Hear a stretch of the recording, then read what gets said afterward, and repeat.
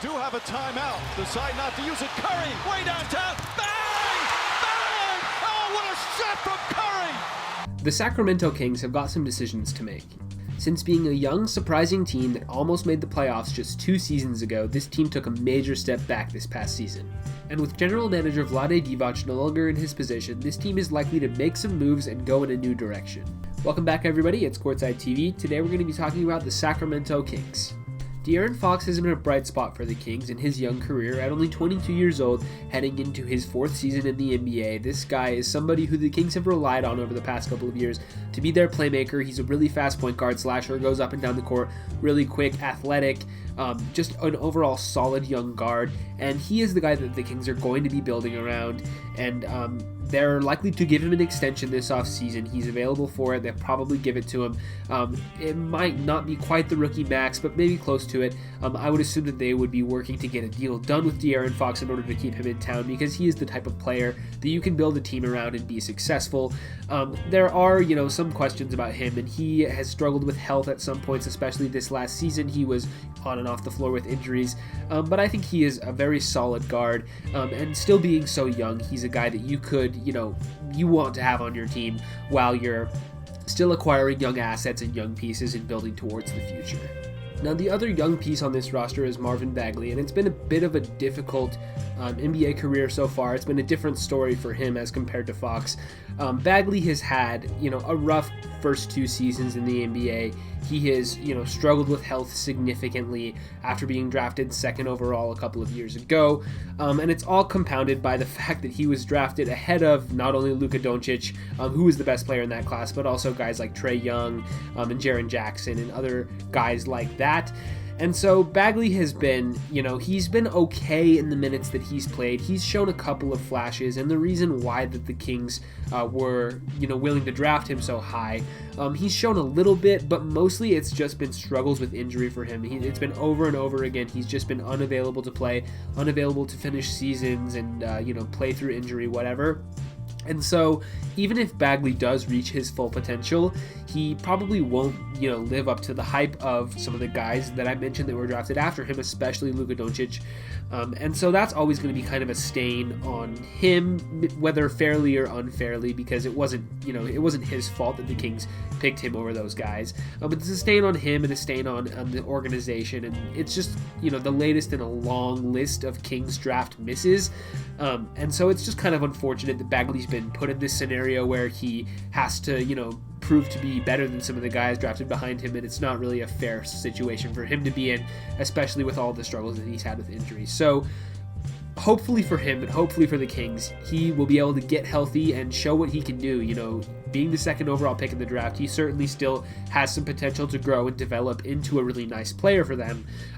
Will he ever reach that ceiling? It remains to be seen.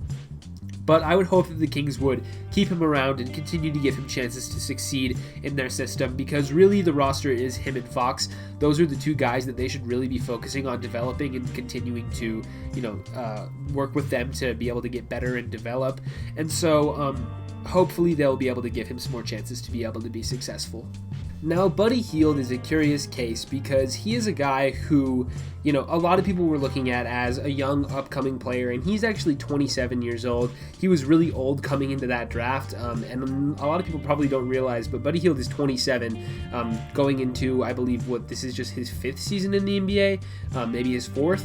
And so he's a guy who has, was traded from the Pelicans to the Kings, has shown that he's, one of the better 3-point shooters in the NBA, and he has played well with them so far and got a big contract extension from them for his troubles. He's been extended for 4 more years after this season, for around $20 million a season-ish, descending in value as it goes along. And he is a name that has been mentioned a lot in trade rumors recently because there was reported tension between him and the Kings dating back to last offseason, even before he had that contract extension. There was questions about whether or not they would even offer that to him because there was tension between him and the front office. And so, there was all of that drama compiled on the fact that they benched him midway through the year. He took on more of a sixth-man role, Bogdan Bogdanovic moving into the starting lineup in place of Buddy Hield. And so Buddy Hield started coming off the bench, which was, for him, that was a little bit of a tough transition. And he has, kind of been at odds with the team ever since then. And so there's been a lot of rumors about them potentially looking for a new home for him. We've heard the Philadelphia 76ers mentioned as a possible landing spot, potentially a Buddy Hield for Al Horford type of deal that would maybe go down at some point. Who knows if that will actually happen, how realistic that is. But I would not be surprised to see the Kings look for a new location for Buddy Hield this offseason. He is a guy who is good, but he's probably making a little bit too much money for the type of player that he is. At 27 years old, around $20 million a year, that's kind of a lot for a guy who's a good three-point shooter, good offensively, has some limitations on defense, and, to this point in his career has not been a great locker room player. So maybe there's a team out there that's willing to take a chance on Buddy Hield and bring him in. Maybe just a change of scenery will do him good. So we'll have to see if something like that happens for Buddy. But as for right now, he on the Kings roster, he might not fit perfectly with the rest of the guys that they have, and he's a little bit older than is anticipated, so maybe he doesn't quite fit with the timeline of De'Aaron Fox and Bagley. So I think it does make a little bit of sense for the Kings to search around for a trade for him. So this offseason is going to be pretty interesting for this team because they have, one key free agent who I'll be interested to see what they do. And then, obviously a lot of trade rumors around Buddy Hield and other guys on the roster as well. Let's just go through their free agents quickly. Kent Bazemore is an expiring deal. He was making a lot on that past contract. He's going to get a veteran minimum on his next deal. I don't anticipate it'll be back with the Kings. I think it makes more sense for him to go be a vet min guy on a contending team. I'm sure that there are a lot of contenders out there who would love to have Kent Bazemore on a veteran minimum deal. He's just one of those nice off the bench glue guys, can come in, shoot the three, has some decent size, pretty good defensively for his position. And so Kent Bazemore is a guy who I could see going somewhere else to chase a ring. Also guys like Alex Len, Yogi Ferrell, Corey Brewer are all names who are not, going to be super high priorities for Sacramento this offseason.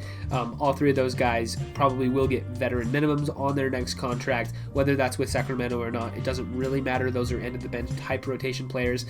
Harry Giles is an interesting one because he is only 22 years old. I believe he had his fourth year option declined by Sacramento, which was pretty curious because, he has been, he was really, really highly ranked in high school as a prospect, had a couple major injuries there and in college, and then so far in the NBA has been, up and down.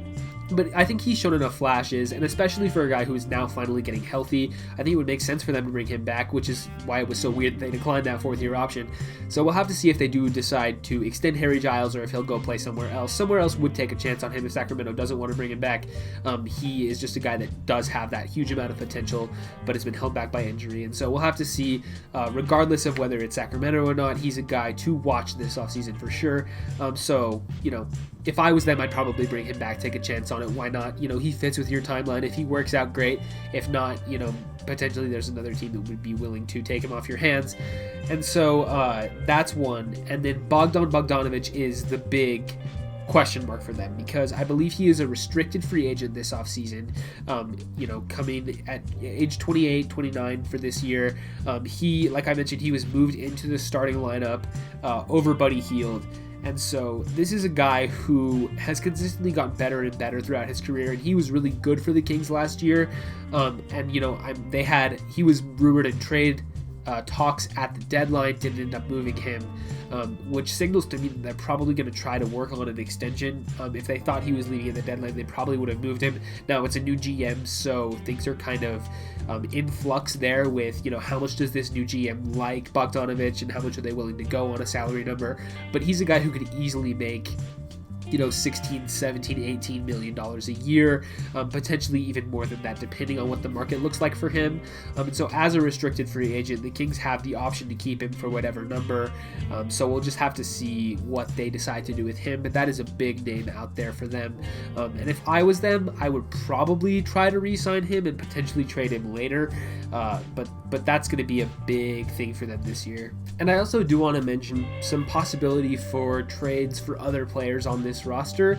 You have a couple of guys on these middling salaries, Nemanja Bjelica, Richaun Holmes, Jabari Parker, if he opts into the player option, which I'm assuming he will. $6.5 million is a lot for a guy of his caliber.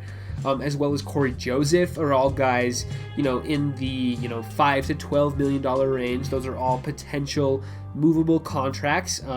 If, you want to ship those guys out to contenders, those are very good numbers for contenders to be able to bring in, whether that's in the offseason or at the deadline, for somebody to bring in, take a chance on these guys to improve their roster. And I would anticipate the Kings to listen to offers for a lot of these guys.